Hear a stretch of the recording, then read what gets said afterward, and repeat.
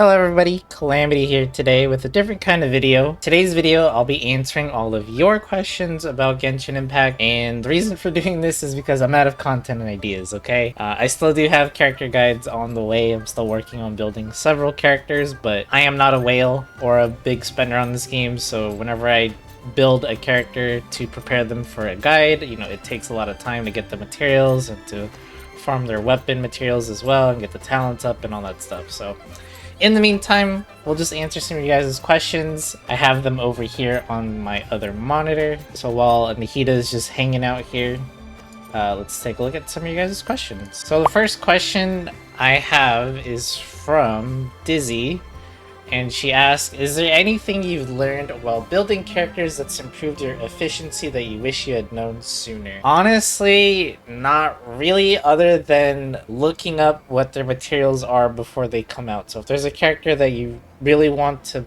build, if you or really want to pull for, look up what their weapon materials are, their talent materials are, their ascension materials, and just start pre-farming what you need, as well as their artifact set. So for me right now, that character is going to be the Archon. I usually pull for all of the Archon characters, regardless of whether I like them or not. And Farina is no different, so I'll be pulling for her, and most likely I'm going to try to get her pre-farmed if possible. Usually their bosses aren't out until like once the character's out, so you can't really pre-farm for them all the time, but I have a bunch of fragile resin ready to go. Alright, next question comes to us from, I'm gonna mispronounce this name, I'm sorry, Sugi Kuni Michikatsu. I'm sorry. I hope this will be in the next question of the day. It's in this video instead.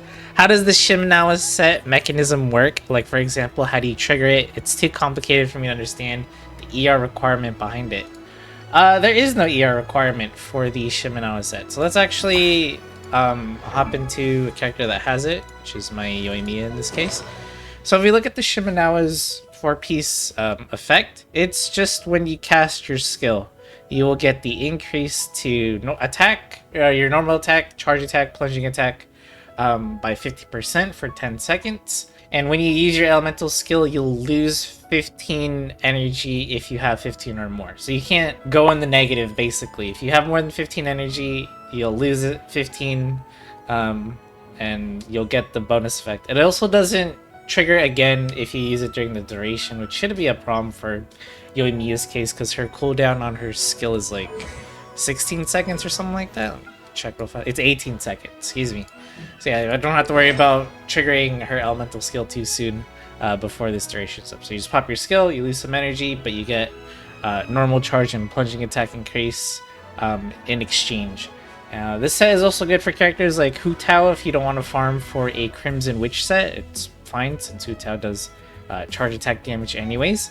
And it's also good for Milk on you as well, because for Milk on you, you don't really want to be using your burst to proc Melt, so you're fine with losing the energy. Alright, hopefully this explanation was good enough to understand how the set works.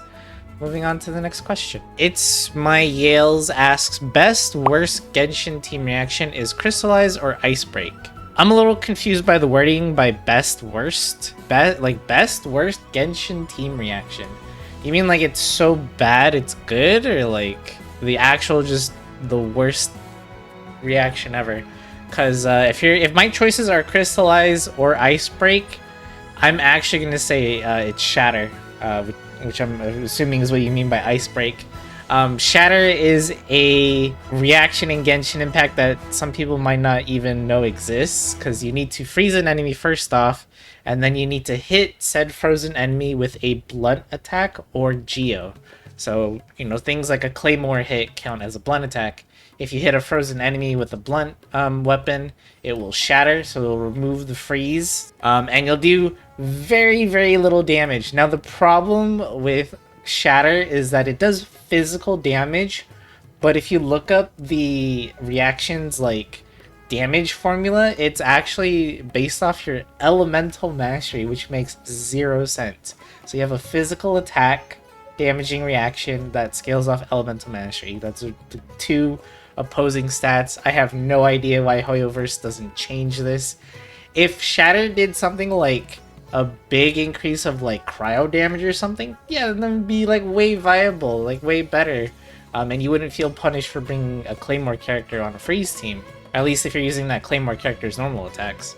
So, yeah, I have to say Shatter is the absolute worst just because of how it works. Like, Crystallize is bad as well, don't get me wrong. Shatter is just bad. It's more of a punishing reaction for, and you lose the freeze on your enemy, right? Next question is from Henry Swims. This looks like a bunch of questions, you cheater.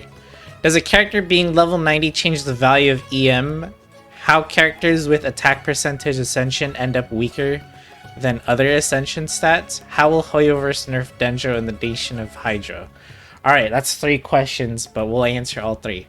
So if you look up the damage formula for how elemental reactions work, your character's level, the one that's triggering the reaction, their level is used as a multiplier for calculating the base damage of an elemental reaction.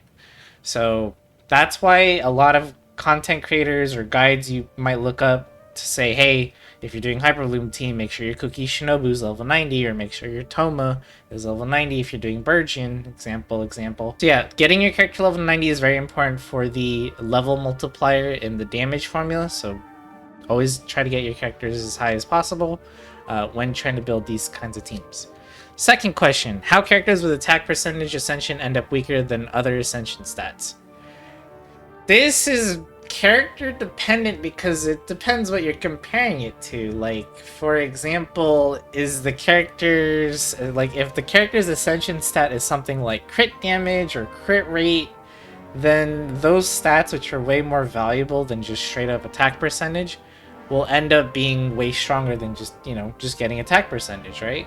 Like, that's not, attack percentage isn't bad, it's just that other stats can offer more damage, especially if the character is built well. It also kind of depends on how the character, you know, this is different between each character, it depends on how they scale. So like a character like Shenhe wants nothing but attack percentage for her entire kit, because that's how she works. Whereas a character like Hu Tao, you know, they're gonna want HP percentage, they're gonna want crit rate and crit damage, as well as attack percentage, being an okay buffer, an okay stat for her as well. But like, it depends on what we're talking about here. And then the last question is, how will Hoyoverse nerf Dendro in the Nation of Hydro? Hoyoverse doesn't really nerf anything in games, or gacha games in general. Well, I should say most gacha games don't really nerf stuff. In Genshin's case, they won't nerf Dendro, but instead we can already kind of see what they're going for in Fontaine. If you guys have seen the newer characters, they sort of have the Uja and the Numia damage stuff, and we can see the enemy design based off that sort of special damage type. So it looks like the way they're gonna quote-unquote nerf Dendro is by introducing new mechanics where you need to use certain characters to utilize them. So that's kind of the only way they nerf it. But from the looks of it so far, you could still use your Hyper Blooms, your Burgeons, your Aggravate teams, and you'll be fine. I mean, even the old school Vaporize teams and Melt teams, you know, those are meta since forever, right? And those still work fine, pretty much, in the game as well, so you'll be fine. Next question is from Jazz TK5VX. Geo's a boring element with no interesting reactions. True. If you could, how could you change Geo to make it more interesting and engaging to the players? That's a hard question for me to answer because I'm not a game developer, so like coming up with ideas is always hard for me. Like I already have trouble coming up with ideas for videos. See this video as an example. But if I could, the way I would mix up Geo is to either buff Crystallize to actually do something, or add new interactions with Geo and other elements. So the first idea would be like Crystallize instead of it just being a shield, what if like when enemies destroy your crystallized shield, it explodes and it deals geo damage to nearby enemies? Like that would be a cool, you know, like a cool buff to geo, right? Like you now have a cool damaging crystallized reaction. That could be one way to buff geo. Another way to buff Geo is to have it interact with more elements, as I mentioned before. So maybe something with Geo and Animo, something happening there, new reaction there. Geo and Dendro would be a cool reaction there. I know a lot of people probably don't want that because, you know, one of the cool parts about Geo is that it doesn't interact with your Hyper Bloom stuff. But I really do want Geo to be more interactive with the other elements. You could also introduce new elemental reactions instead of just crystallize. You could instead, like, I can't really come up with ideas, but just different elemental reactions overall. Maybe one that decreases enemies' resistance to Geo or something, or another reaction that I'm not sure. Like maybe you'll do like maybe it's like melt or vaporize, where it does more damage with your attacks or something like that. Something like that would really be a nice buff to Geo, and it definitely needs it because it really is a boring element in this game, unfortunately. Alright, next question. What quality of life changes would you like to see? Oh my goodness, Sammer. There is a ton. There is a ton. Ton. You know, as someone who plays this game a lot, you start to realize, or you start to see a lot of this game's flaws, and, you know, you wonder why it doesn't do stuff differently. The biggest, like, quality of life that I can think of is just when you play stuff like Star Rail, and then you look back at Genshin, and then you wonder, why don't you guys do this? So, right off the top of my head, commissions in Genshin, you know, you have to manually redo your commissions. In Star Rail, there's a quick reclaim and then send them right back out button, so you don't have to, you know, pick the character again, send them on the commission, and you just go. Other stuff include the increased energy limit in Star Rail. Like, I only have to log on once, and I will have like full energy, and I can do a bunch of runs in Star Rail, and that's it. I'm good. I don't have to like log in twice like I do for Genshin. As well as, this is kind of new for Star Rail, but Star Rail has this energy bank. So once you actually reach your energy cap of 240 in Star Rail, additional energy will actually be stored for you in this bank. You know, if you end up being logged out for longer than a day or whatever, then you'll actually have this extra energy that you can use at your, you know, your leisure once you do come back, and it's really convenient, really nice. And I'm just like, why doesn't Genshin have this? This would be fantastic to have. Another quality of life would be automatically doing domains, because let's face it, farming domains is super annoying in Genshin. I'm sure we're all tired of doing the exact same fights 5 times over and over just to get nothing. I'd rather just, you know, I feel like there should be like, hey, if you beat the domain in this required amount of time, then you unlock auto battle, and then you just pick the team you want to send in, and then the game just auto farms for you for, you know, however many condensed resin you want to use, and then boom, you're done. Because it's tiring, man. I don't. You're doing the exact same fight with the exact same rotations, and you're not really getting much out of it on most times. So it's really annoying to have to do it all the time. So yeah, so many quality of life changes I would love to see in Genshin, but no idea if they'll ever come. Alright, next up we have 808 Atlas with, what's your favorite / least favorite characters? Was there any that surprised you, like a character you didn't think you would like, or vice versa? This one's always hard to answer because it depends on what we're talking about here. Do you mean gameplay-wise, as in just their kit and how they perform in battle? Or are we talking about personality-wise and how they are in the story and all that stuff? Because I have 2 different answers for you depending on which one we're talking about. So, for example, I like Dia as a character in the story. She was cool and stuff like that. But I absolutely hate her kit. As you can see, I don't even have her, but when I tried her out when she was available in the trials and stuff, not a fun character to play as, at least in my opinion. and we all know that whole controversial buff Dia thing that was going on at the time. That never happened. But one of my favorite characters that I can like think of off the top of my head is Raiden Shogun, just because she does do a lot of damage and provides a lot of utility for her team. And she was like, honestly, she was like one of the strongest characters that I ever pulled, and one of the reasons I was able to finally 36 star the Spiral Abyss back then.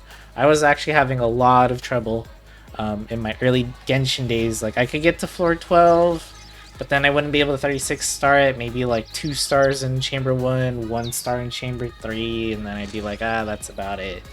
But yeah, Raiden Shogun is that character for me that really pushed my account to just be able to 36 star the Abyss consistently. Also doing her combos while in her sword form is really, really fun. But yeah, I mean, I like a lot of characters in Genshin simply for their kit, simply for how they are in the story, or simply because I like their voice actor or actress. So like, for example, Hu Tao, I'm sure y'all know the Japanese voice for Hu Tao is Megumin from Konosuba. I really like the voice actress, and she did a great job with Hu Tao here. And funny enough, she ended up being one of the strongest characters in the game. But regardless of whether that ended up happening or not, like I still would have probably pulled Hu Tao just for the voice acting alone. Now, if we're talking about least characters that I like or would like to, or characters that disappointed me, Chi-Chi was one of the first characters that I saw in this game that we could get as a 5-star, and I was like, oh my goodness, this character is adorable. I want to pull, or I hope I get her in my standard banner. Little did I know, I just cursed my account by saying that, because now I lost like my last 3 50/50s to her. But Chi-Chi is an example of a character that I liked at first, but I got disappointed with later on. And that's simply because she just heals. That's her entire kit. It's just heals. And then not only that, but her cooldowns on her skill and burst are so long. It's just awful. It's like 20 seconds for her skill or something ridiculously long like that, right? I think we can check right here. If you go to... yeah, look at that cooldown for her skill. 30 seconds! 30-second cooldown. Like, I understand you're getting a lot of healing and it has a duration and stuff, but that's so long. And then not only that, her burst has an 80 cost as well. Like, oh my goodness, this character needs some help.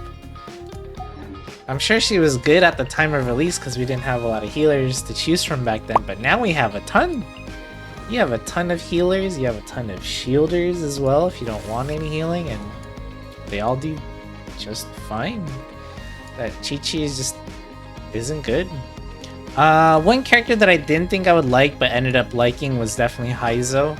And that's just primarily because he is basically a melee fist fighter kind of character, or the kicking type. Like, I thought he was going to be Catalyst because of the weapon, and then when I actually got to use him, he was actually pretty fun because it felt like I was playing, those old side-scroller type brawl beat 'em up kind of games, because he has all these punchy, kicky moves, and it's fun to use him. And he's also actually kind of decent, right? He's a pretty decent 4-star character. I definitely think he's underrated, but he's definitely fun to play at the very least. And our last question comes to us from Baraku13, and they ask, do you have a Genshin character that you can relate to? Oh, sorry, I don't know why I'm in the map. Do I have a character I can relate to? Off the top of my head, not really. The characters in Genshin are very different than how I am in real life, but I guess if I had to pick a character, it would be Kuki Shinobu, just because of her sort of like rebel kind of personality, I guess you would call it. Like, I guess this is like mini minor spoilers for Kuki Shinobu if you didn't do her hangout, just warning in case you wanted to experience that for yourself. But Kuki Shinobu basically was a shrine maiden, right, where Yaemiko is in Inazuma, but she kind of didn't want to do what her family made her do. She didn't want to be a shrine maiden. She wanted to do her own thing, and now she's part of the Arataki gang, and she's still doing her own thing. Like, she's different in that sort of sense, and it's probably like the closest thing I can relate to is that I'm also very different. I don't like doing what I'm told, and I like to do stuff differently. So probably the closest thing I can relate to. Everyone else, not so much. But yeah, that's gonna wrap it up for this video. Hopefully I answered all of your questions in at least a satisfying enough. Hopefully I was able to answer your questions well enough. I actually enjoyed making this video. So if you guys want to see another one, feel free to leave your Genshin related questions in the comments down below, and I'll do my best to try to answer them in a future video. In the meantime though, I'm still working on some more character guides, so please look forward to those as well. And if you enjoyed watching this, feel free to leave a like and or subscribe to the channel. Helps me out a lot. And with that being said, I will see you all in the next video. Thanks for watching.